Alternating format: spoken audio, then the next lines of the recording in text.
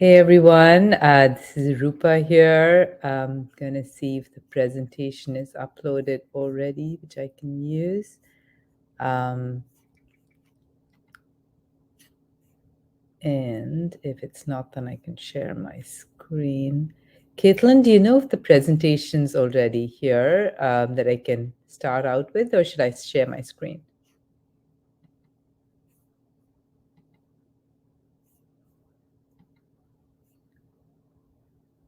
Yes, I shall. Then let me just share my screen then.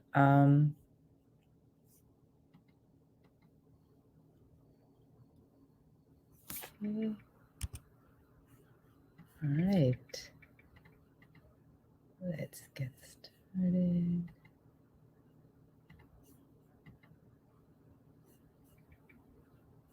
Okay, here we go.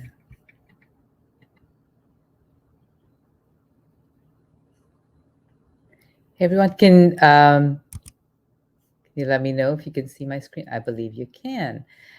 Before I start, I have a few questions for you.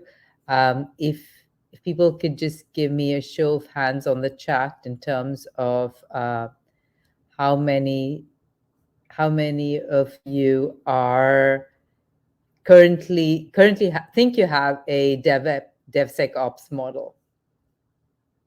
Just a show of hands or an entry into the chat would really help.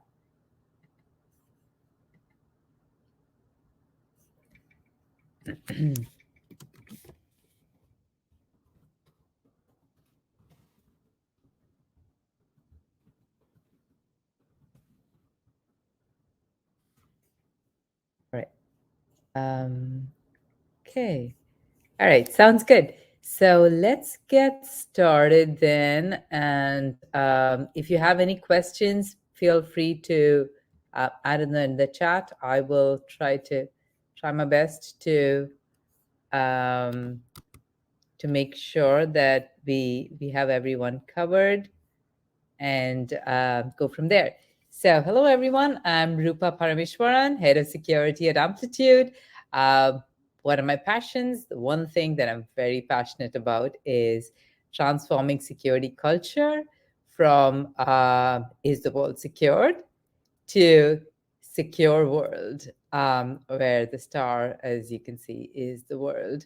That then dovetails very nicely into the presentation as I have today, where we have a traditional taking software development lifecycle from a traditional DevOps, security, IT, and what have you, and moving it all the way to the right into a secure DevSecOps model.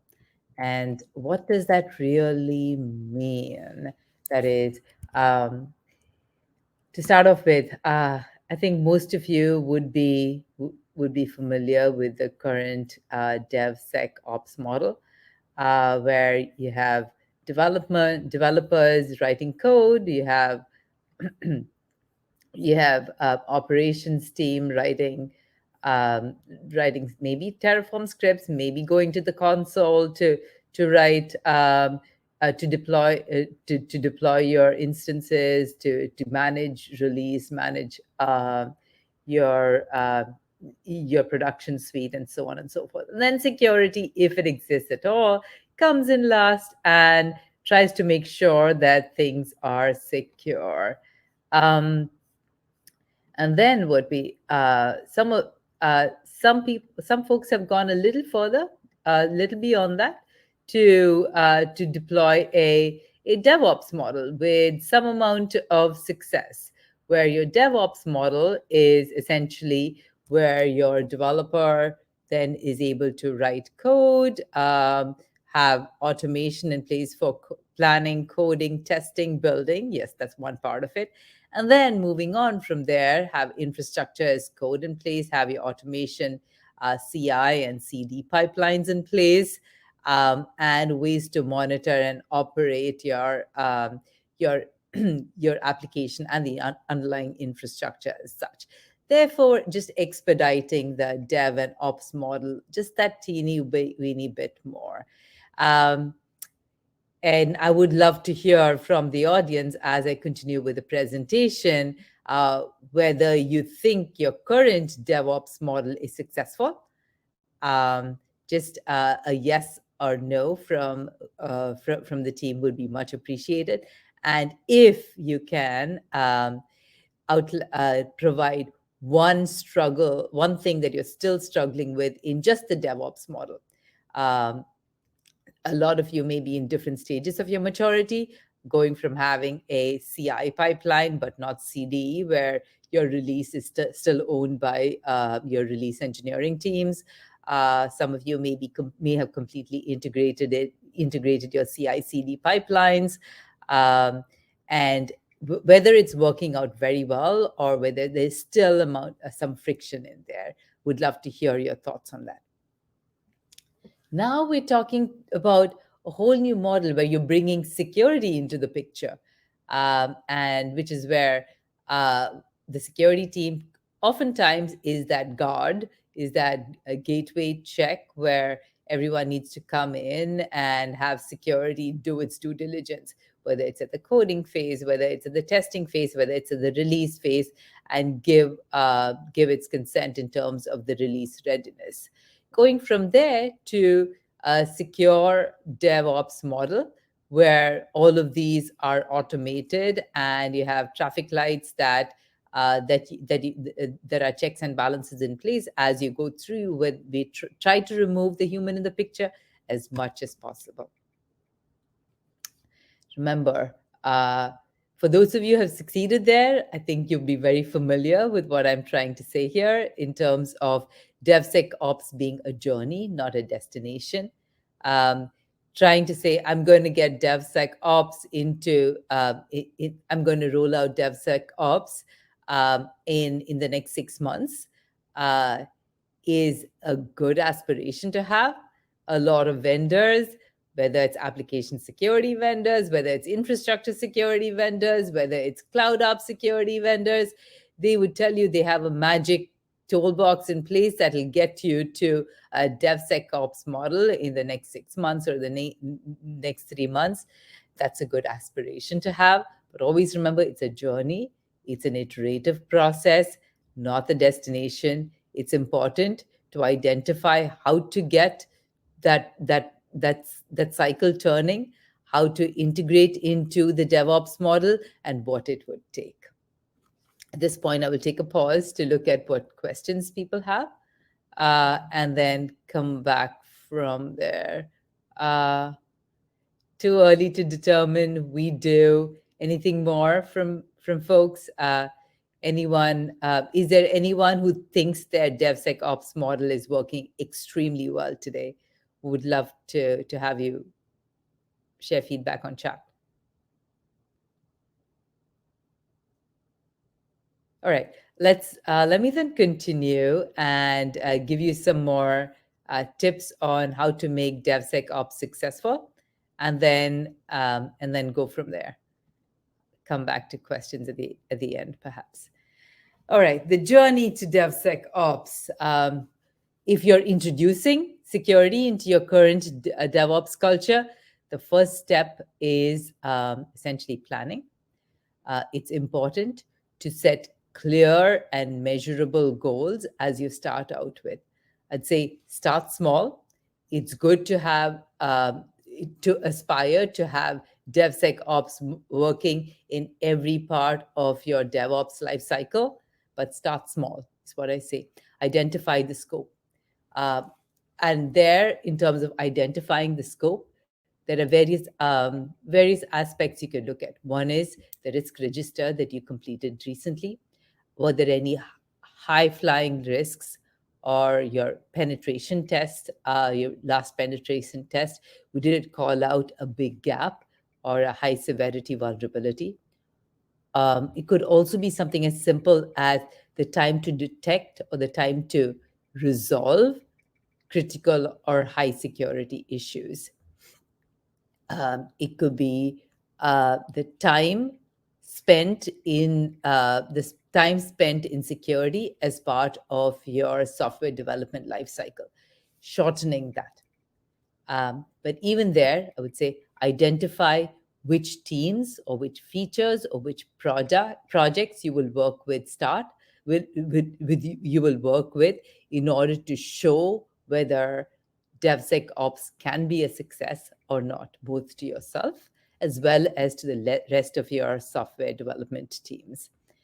Once you've identified those, the scope, that is, which features, which teams, and what security criteria are going to be in scope for DevSecOps, that's when you start creating the objectives and the key metrics to track the success.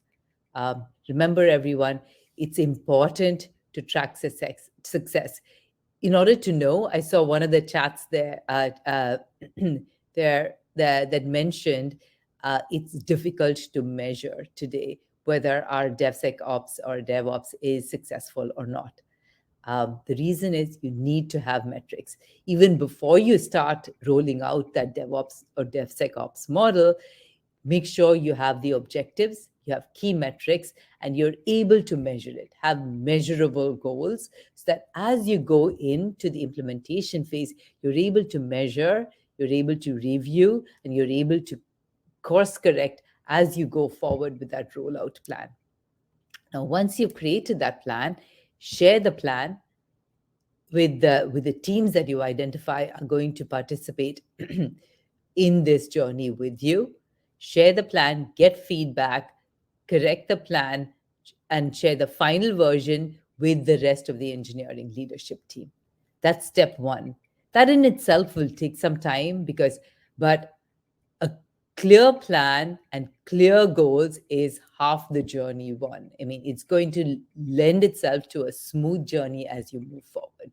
You need to have your allies, you need to have your metrics, you need to have ways to measure it, and and you need to be able to publish it and have a shared vision that the rest of the leadership team is being given visibility into as you move into this journey. Remember, as we move forward, that security or DevSecOps is a combination of people, process, and technology. It cannot be done with just the tools. Tools are there to help you. It's a matter of training, having processes in place, and having the right technology to both help with the secure shift left model as well as to measure the success of the shift left model. Here, once you've identified the core engineering or operations teams, work with the teams, define those SLAs in terms of what the security team will do, what the engineering team will do, create those runbooks. This is all the groundwork that you need to do once you've put together that plan. Create the training material in order to help your engineering teams or your operation teams to learn how to address those issues. If there is a security issue that's shown up as part of the tool, as part of your shift left, whether it's your application security tool, whether it's your code integration with with GitHub or GitLab or whatever version control tool or code management tool you have, whether it's integrated into your infrastructure tool as part of your infrastructure as code rollout. It's important to create the training material to help the teams understand how to address or how to resolve those issues or how to write the secure code, so on.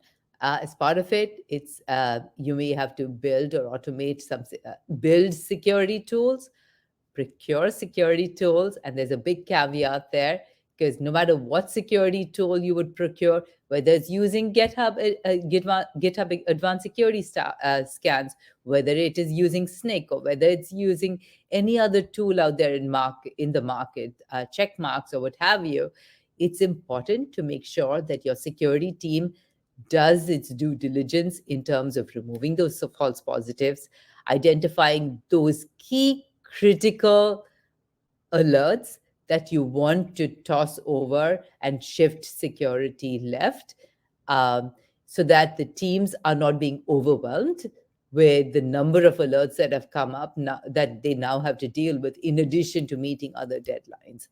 And define those SLAs in terms of what security will take care of, what the teams will take care of, and also the SLAs for managing and resolving those issues. And then work jointly. You'd have to babysit the teams, work jointly with the teams on remediations to start out with, and then let them uh, grow them out in terms of helping them fix the issues with your with your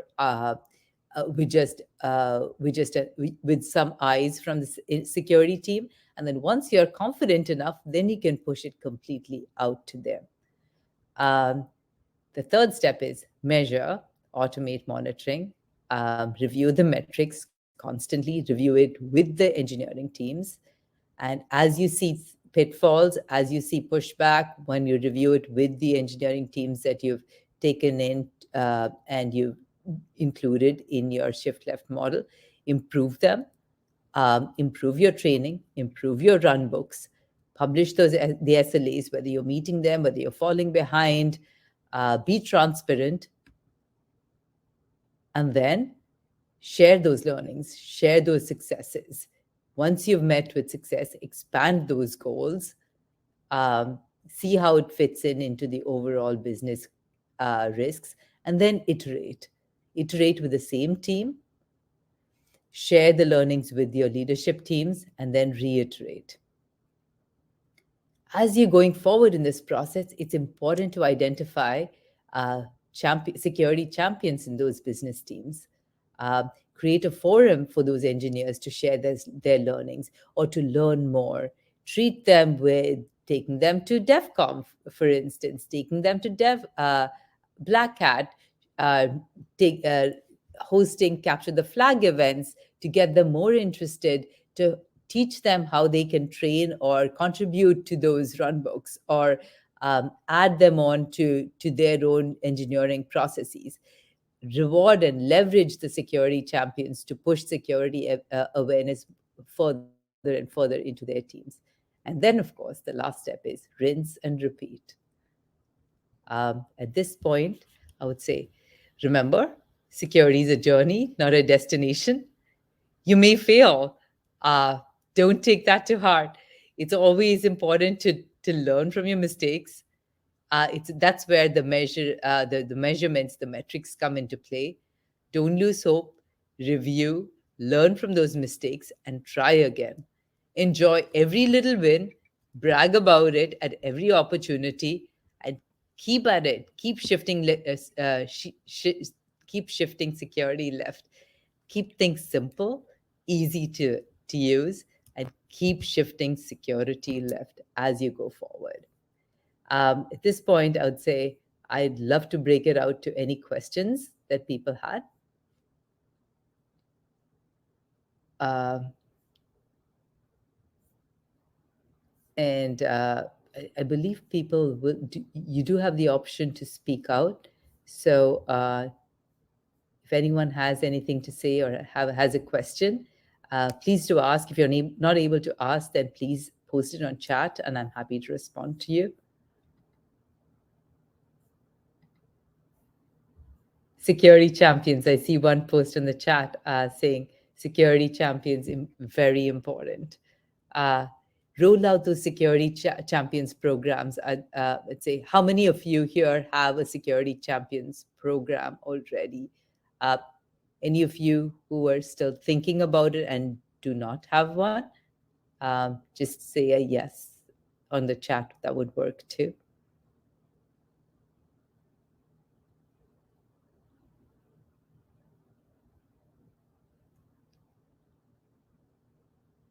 Any questions you have for me? Any points that you think that you would like additional information on?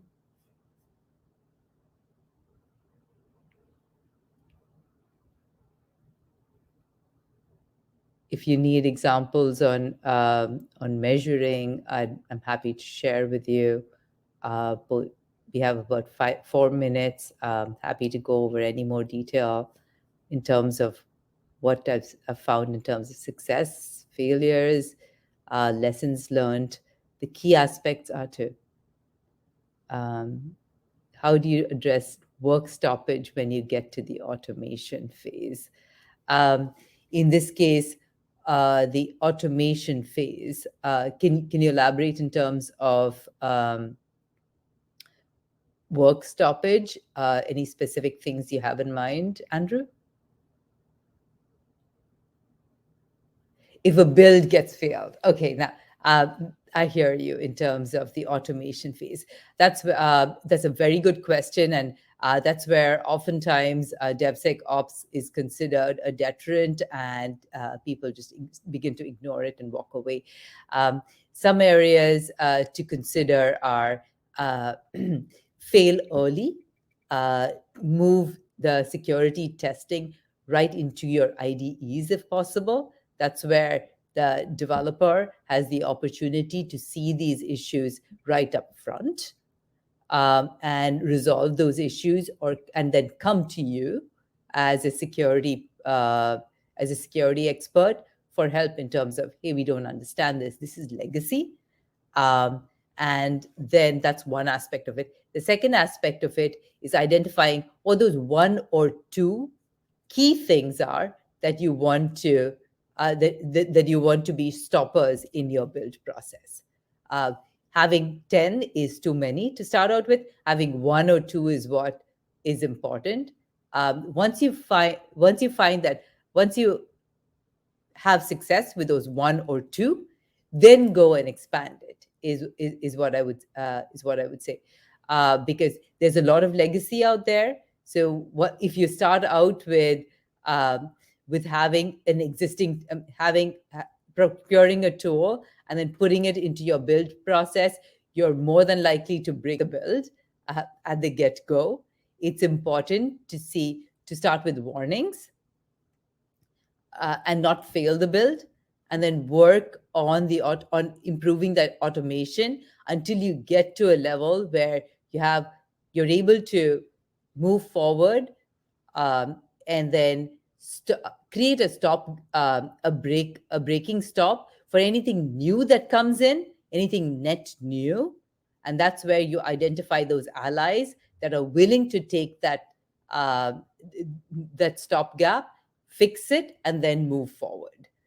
Don't roll it out to the entire company. Do not roll it out into your entire engineering suite. Start out small, see how that would work, put together that joint plan. And I'm happy to work with you, Andrew, if you wish, if you want to share some ideas in terms of how we got this to succeed, places where I've seen it succeed, and then red flags to look out for.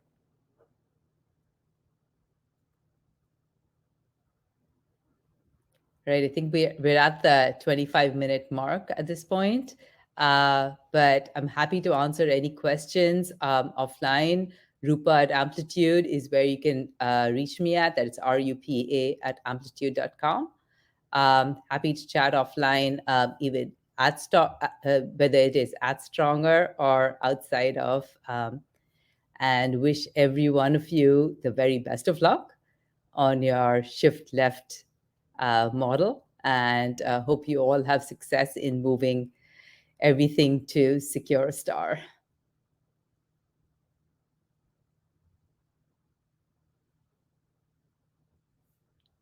Thank you all.